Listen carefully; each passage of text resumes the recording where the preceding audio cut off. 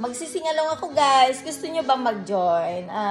Mas mabuti na magsingalong kaysa, alam mo yung intindihin yung mga problema nila. Di ba? Problema nila yan. Mula noon, binibigyan nila ako ng problema. Kaya problema nila yan, pakialam ko sa kanila. Kaya yung mga pumupunta dito guys, ready na ako, may poison yan, nakasunod. Kaya next time, pag pumunta ako doon sa Martes, sa trabaho ko, aasahan mo.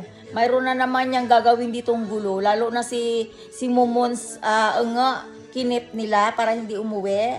Kapag ako namatay dito guys, alam nyo na. Okay? Alam nyo na guys, may dahilan.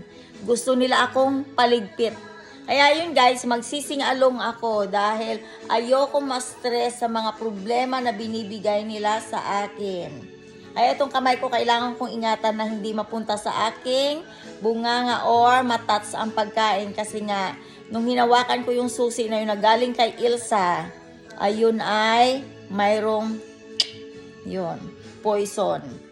At nararamdaman ko na, alam mo yun, mainit-init ang aking kamay. Ang aking daliri.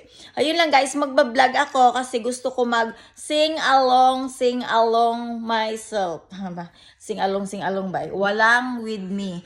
Ayun guys, bye! Have a nice day sa inyong lahat. Please subscribe to my YouTube channels. Bye-bye!